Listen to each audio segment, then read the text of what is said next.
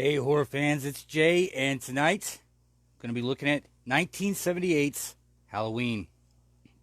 And a lot of you guys are going to say, Jay, why Halloween? Everyone's seen it. Everyone's seen it 100 times. Why would you review it now at 40 years old when you've never done it before? Well, I have a reason. I'm in a movie club, and each week, randomly, one of the members of the club is selected to pick a movie for that week. Now, this week, the member that was selected, his name is Brian, and he's the youngest member of our horror movie club. And Brian has never seen Halloween. This is a first watch for him, and he's watching the TV edit, so it's all good. So, yeah, let's get started, guys. I wanted to knock this one out, and I'm going to try to bring something a little different to it. I thought that would be a fun challenge. But let's get started. We're just going to read off the information sheet here to get started.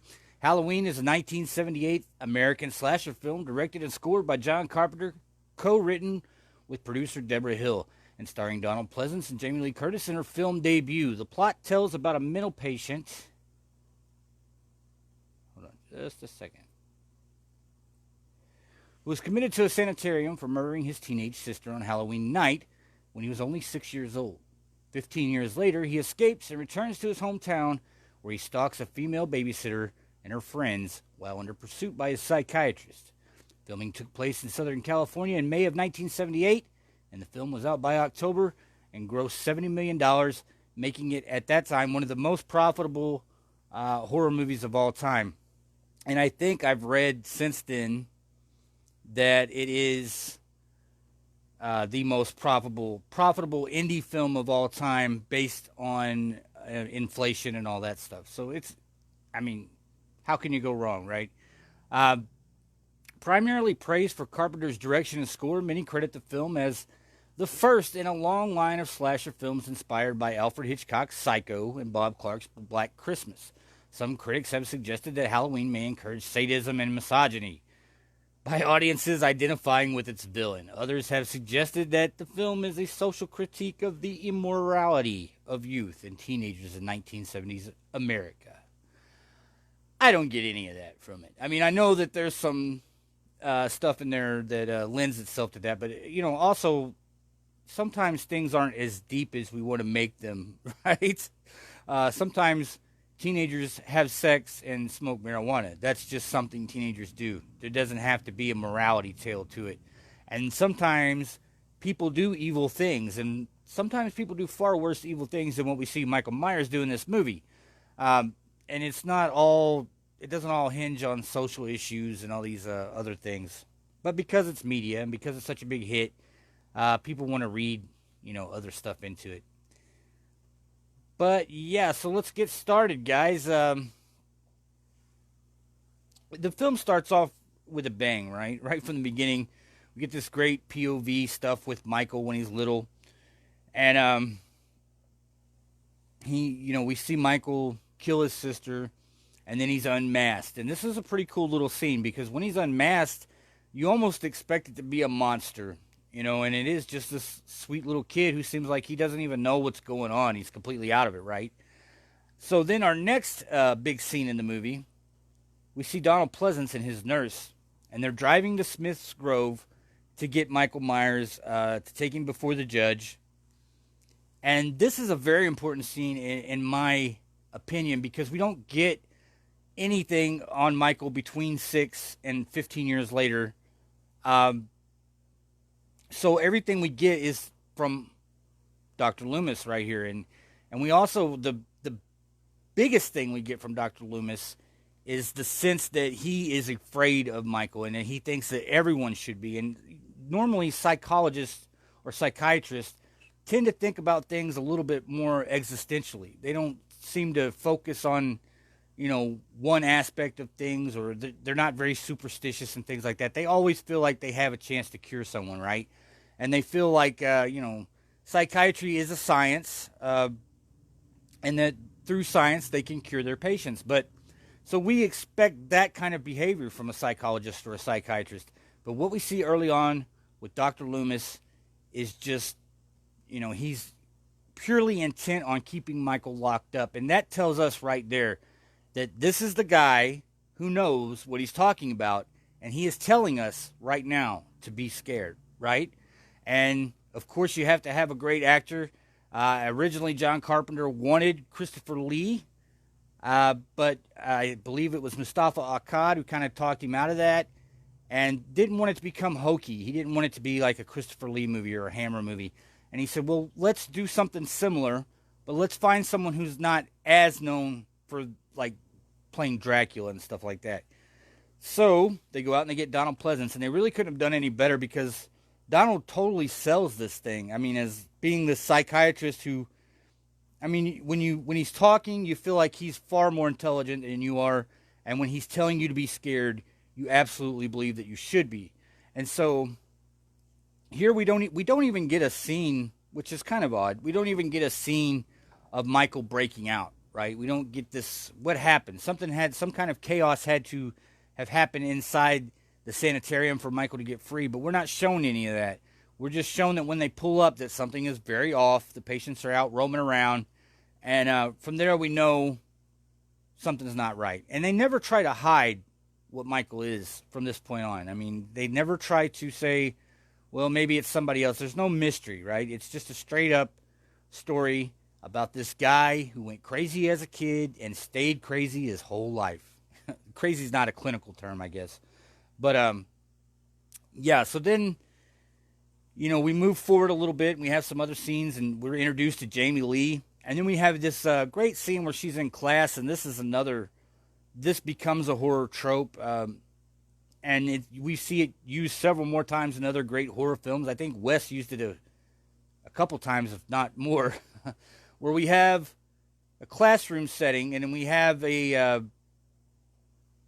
teacher, and they're talking about this great, piece of literature, and they're quoting it, and it's all really just foreshadowing, and it also lends, some more validity to the story because it's not like it's so hokey, you know what I mean? When you add some like classic literature, I think if I'm not wrong, Wes did Macbeth in Nightmare on Elm Street, right? And when you add some of these elements into your modern horror film, it kind of lets the audience know that yes, people have thought like this for a long time. This is not a new idea. So that's a great scene. And then all through this part of the movie, Jamie Lee starts to get a very, or guess I should call her Laurie, she starts to get a very uneasy feeling. She has that instinct, that gut instinct that something is wrong, that somebody's out there, and she doesn't really know whether she should trust that instinct or not. Maybe she's just feeling off or whatever. But then we get these scenes. There's the scene with the car where Michael passes by them in the car and they yell at him and he slams on the brakes and almost like he's going to turn, like the rage just, okay, that's fine. We'll do it right now. But then he goes on, and then we get the scene where he's behind the bushes, and we get the scene where she's looking out the window and she thinks she sees him, by the clothesline. And so all this first half of the movie is just great direction by John Carpenter and great writing by him and Deborah Hill. And it's setting up this boiler pot of tension that will pay off eventually. And that's what's so great about this movie is that the tension builds up and then it pays off. A lot of movies fail in one aspect or the other. This film completes it. And as we move along, now we see that Michael's kind of following them around everywhere. He's always kind of where they're at, off in the distance or something. And that's interesting too, because we as the audience kind of feel like it's a third perspective almost. There's Michael's perspective, there's Laurie's perspective, and then there's ours, which even when Michael's driving the car, we're shown what's happening from the back seat of the car through the cage and we're seeing this. Michael's seeing this, Laurie's off in her own world, and we're seeing what's happening, right? We are the almost like a narrator that is following the story through the storyline. And so that works really well. One part I thought was actually kind of funny is when they pull up to the hardware store and they've been smoking some illegal drugs. I won't get too far into that because, like I said, I'm doing this review for a young gentleman. So we won't get too far into all that. But yeah, when they pull up to the hardware store, Uh, the sheriff comes out and they're talking, and they're worried that he's going to smell what they've been up to. But she asked him, "Well, what did they get, Dad?" Or you blame everything on kids. He said, "Well, just some kids." Will you blame everything on kids? Well, they stole was some Halloween masks, some rope, and some knives. What would you think? Well, most of us at this point in history would think, "Hey, Dad, there might be a psycho on the loose." You remember all those years ago when that kid killed his sister? They might not go right there with it, but I'm just saying that most of us would be like, "Yeah, rope, knives, mask, yeah." Kind of sounds like it might be a psychopath about to tie somebody up and stab him to death. And but maybe it's because of Halloween and films like that we know that now. So maybe that's that's a good thing, right? I just always thought it was kind of funny because he doesn't really come off like a dumb cop, but that's kind of a dumb analysis of what may have happened. But it is also very convenient to the plot because it has to be that way at that point. But this is also when Loomis shows up, right? When Loomis shows up and starts talking to the sheriff, but nobody associates what's happening here with what's happening there, and Loomis totally misses Michael in the car, which just happens to have the emblem on the side of it. I'm sure Loomis would have recognized his car had he seen it, but he must have just missed it, right? So we go from there, and then here's where everything is leading up to. It's the night he came home, right? So that's what the movie is about. It's about the night he came home, which is Halloween. So the first 30, 40 minutes we spend with all this setup, and then we get into the night he came home. And this middle part of the movie is more suspense. We're seeing Michael set things up, right? He's getting ready to go on his hunt here. And there's some interesting stuff here, too, because Michael, I think a lot of people mistakenly see Michael as he can't talk. He's been locked up for 15 years. There is this kind of thought that maybe he's not, super intelligent, maybe even below average intelligence or even below that. And that's got to be false, though, right? Because Michael is obviously planning what he's doing. He's broken into the hardware store. I don't know if he planned to do this on Halloween or not, but it seems like he did because, it can't be a coincidence that all these years later on the same night, right? So, that lends itself to him being able to get the mask and all that stuff. And so he's not dumb. He can't be dumb because the way he sneaks around people's houses and knows when to move here, knows when to move there, knows that they're not going to be looking for him here, and the way he plans what he's about to do, it lends itself to a certain amount of intelligence, even if it is a psychotic or maniacal intelligence. So yeah, and then we see Michael stalking the other kids, and as we move on, there's the first scene that we really get to here from the beginning where someone actually gets killed. And another scene I want to talk about, I'm going to back up just a little bit because I like the scene at the graveyard too. And the reason why I like it is because it seems so real and then it seems very fake. Carpenter does a great job setting this up though, because I love the old man, how while they're walking up to the grave, they've got this little distance they have to walk. The old man is telling this story about something completely different that happened, 10 years ago, 5 years ago. And, he never finishes the story, but we get the gist of it, right? And that's all we really had to get. And we're also shown here that Loomis is kind of like, yeah, I hear you, guy. I'm focused on something else. Where are we going here? And but I think it's important to an extent because it just lends more to that urban legend thing, right? Where, the old man says every small town's got a story like this. Well, every small town did have a story like this, and I think that's what's so great about Halloween, right? That's what makes it work. And I think that's one of the bigger problems that a lot of people have with Rob Zombie's version, because it's very weird to take, you have Michael Myers and we never know why Michael did what he did. We don't want to know. I don't want to know why he did what he did in this version. And that's what's scary about it. That sounds like an urban legend, like something kids whisper to each other in town or, people talk about and gossip about. Yeah, man, that kid, he just went crazy for no reason. Nobody knows why, man. Killed his sister, cut her up. they put him in the loony bin for 15 years. I mean, it just sounds like an urban legend, and that makes it even more scary because now not only are we watching a movie, but we're watching a story that could have happened down the street, that could have happened in the next town over. And we all have our own little stories like that. Hey, did you hear about you know, you hear about old Cooter who cut his wife up and they found him wearing her wedding dress out in the front yard. I mean, we've all heard these kind of stories, right? So yeah, and I think that's another very smart thing that Carpenter does is he keeps reinforcing that to make this seem like it's not such a fake thing. It's not just a movie. It's just a story, and it's so similar to some of the stories you've heard before that it might be real, right? So we move along, and really the film is kind of genius in the fact that we don't see a whole lot other than the tension building. And also, I mean, we have to acknowledge the score because the score to this movie is just wonderful, and it's almost like another character in the movie in the way that when most movies like this, you would feel there's a lull.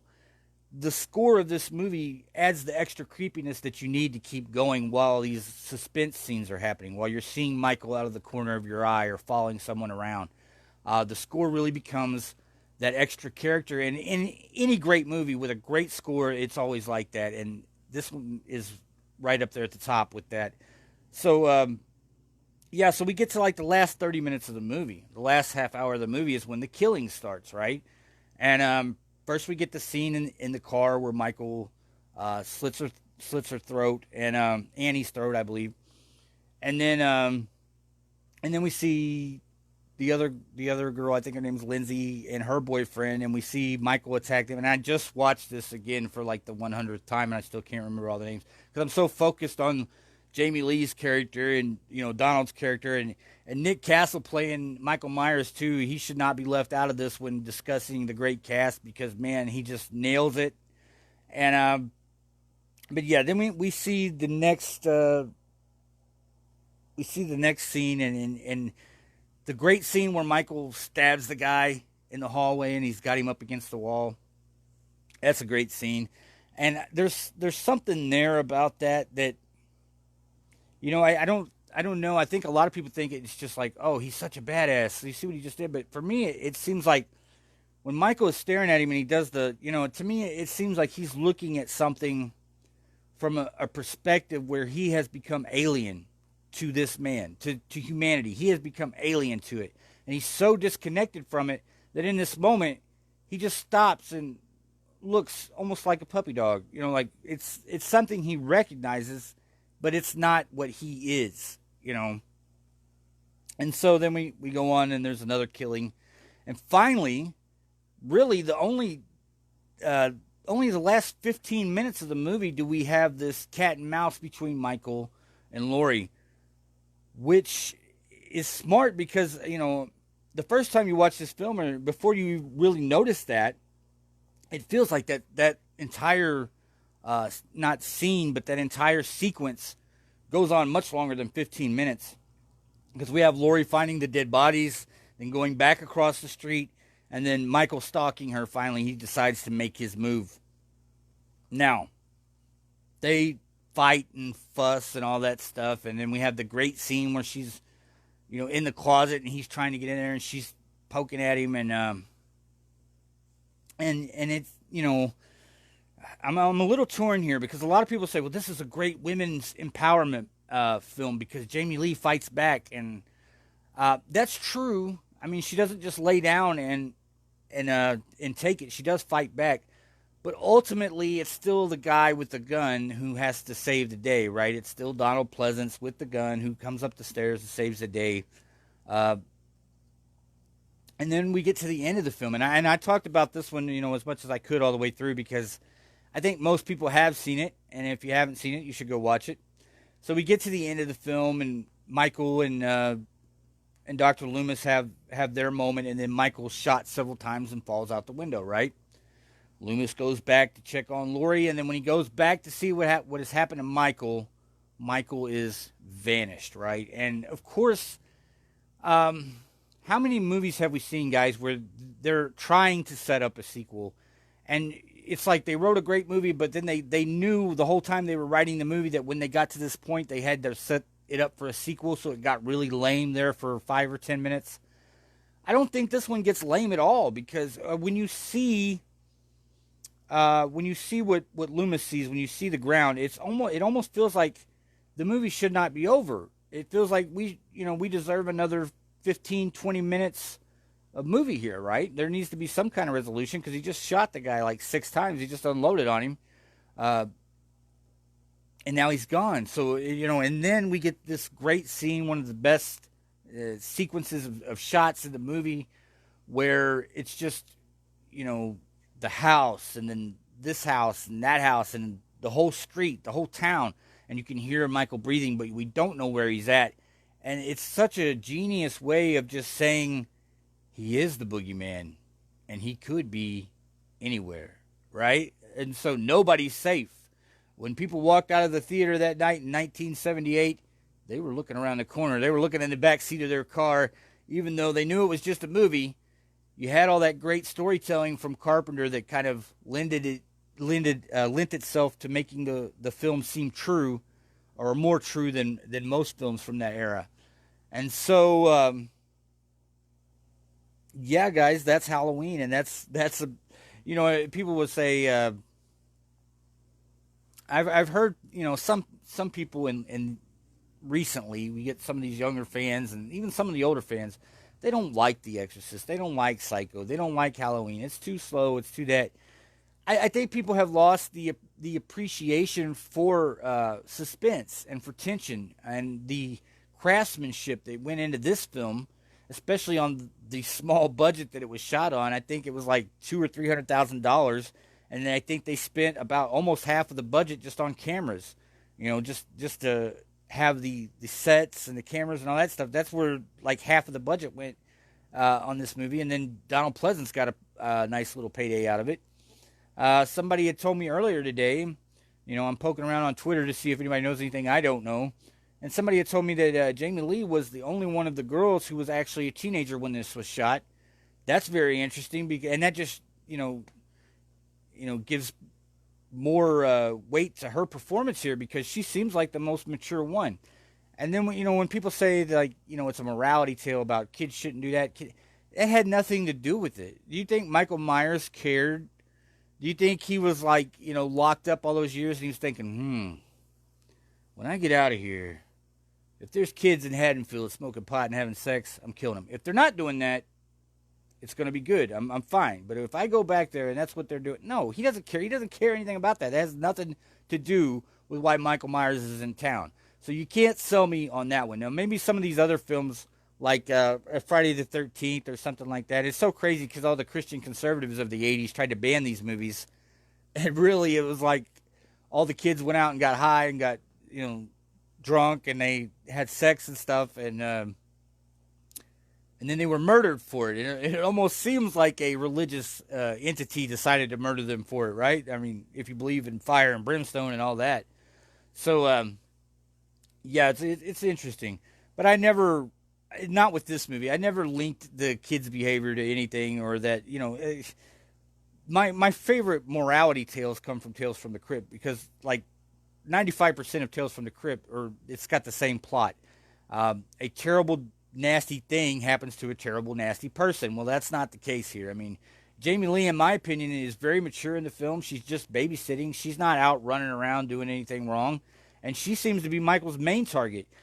She does have that one little scene in the car where they, But that's it. And to me, that's not even illegal anymore, right? Most places it's not even illegal anymore. So it's not like, these kids were hellraisers and they were just, their poor decisions led them to this place. They were at home, man. They're just doing their thing, and this crazy bastard from 15 years before shows up and starts picking them off. So it's all about Michael's agenda. It's not about what the kids have done wrong in this one. And, yeah, great performance from Jamie Lee. I mean, her debut performance, and she's gone on to do so many great things, man, past the 80s even, right? And, you have to give credit, like I said, to Nick Castle. His performance as Michael Myers. And I know there's another actor who played Michael. I'm gonna try to look that. I can't remember exactly. Of course, yeah, Linda. PJ Souls played Linda. Nancy played Annie. Charles Cyphers plays Sheriff Lee Brackett. And Brian Anders plays Tommy Doyle. Oh, okay. I confused Linda and Lindsay. That's what I did. The little girl's name is Lindsay. Kyle Richards is Lindsay Wallace. Nancy Stevens is Marion Chambers. And I'm trying to see here. Nick Castle as Michael Myers with Tony Moran. Yeah, that's the other name I was trying to think. And Tony plays Michael's when he's unmasked because they wanted him to have a different look. And of course, also Will Sandin plays Michael at age 6. So yeah, I mean, great cast all the way around. You can't beat that. I mean, just nailed it on all ends, right? The direction is perfect. The story is written well, even though it's just a small town story. And then, of course, everything is perfect in this movie. It's just like all the right amounts of all the right ingredients.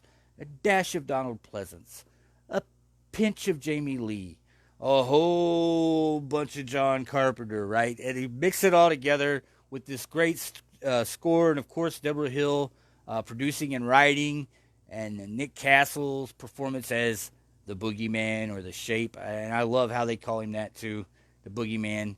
Because that even further adds to that whole urban legend thing, because everybody's heard of the Boogeyman. And whatever your perception of him is, this is the Boogeyman. So yeah, man, Halloween's one of those rare 10 out of 10 films. I pride myself on never giving films 10 out of 10, but I'd be stupid if I didn't give this one 10 out of 10. It's epic, and you can, I would say Halloween is the movie that started it all, except for you can go back a little further, and there's Bob Clark's Black Christmas before this, and Psycho, and there's also a lot of Italian movies, the giallos, who that definitely have some influence over the American films of this era. So but the biggest tie-in for me is definitely Psycho. I mean, you could tell that guys like Carpenter and De Palma, they were just steady students of the man, right? The master, Hitchcock. And that all plays perfectly here, because, there's scenes in Psycho where just like, there's somebody up there in the window, right? Well, maybe there is. Maybe it's a dead body, you know what I mean? And here we have, is there somebody over there? And of course, I think we as the audience always kind of know what's going on. But you also can see from the perspective of the characters that they might be like, did I see that? Or what was that? You know what I mean? So yeah, it's a great film all the way around. I'm going to give it 10 out of 10. Why not, guys? I mean, how can you overhype Halloween? One of the greatest of all time, right? So yeah, go check it out if you haven't seen it. If you haven't seen it, this is one of the lines you're going to hear from me a lot. What are you doing with your life if you haven't seen this movie? You have wasted many, many hours of your life without seeing this movie, and it's something that must be checked off. So right now, I'm going to say that I got to give some props to Brian on this one. He's the man. He picked a great film, and it's the first time watch for him. And Brian, I hope you love the movie, and I hope it furthers your horror film education, man. You got some great parents. They even went and found the TV edit for you. And I can't wait to see you down the road, man. 10 years, 15 years, I'm going to have you on my show on the Horror Hound Challenge, and you're just going to be annihilating all of us. Because these kids today, man, they got that jump start on us, right? Because when we were young, my first 20 years of being a horror fan, I had to go seek movies out. I had to go find them or wait for them to come on cable or record them when I could so I could watch them anytime I wanted to. And the kids today don't have that problem. They have Shudder. They have Netflix and Hulu. And they also just have the internet, man. If they want to, they can just go buy. They can go to Amazon and buy. You can go to Amazon and buy Possession from 1981 now. And you couldn't even get that movie until it wasn't even available in the United States until 1990. Until I was 20 years old. You couldn't even buy that movie, right? And so now the kids today, they have this great jump start on us. They have access, which is something that we didn't have. They have access to everything. And so it's great that they're starting out with the classics, though, because that's how you learn. My grandmother started me out with Frankenstein. I think there's a little Frankenstein in this movie, too, by the way. she started me out with Frankenstein and Universal, and then I started sneaking around and watching Freddy Krueger and Michael Myers and Jason Voorhees, and all those great films. And yeah, so I think it's awesome that you picked this one, Brian, and we can't wait to see you down the road, see what kind of horror hound you grow into, man. That's it for tonight, guys. Thank you for watching. We'll talk to you the next time we got something we're talking about. Bye.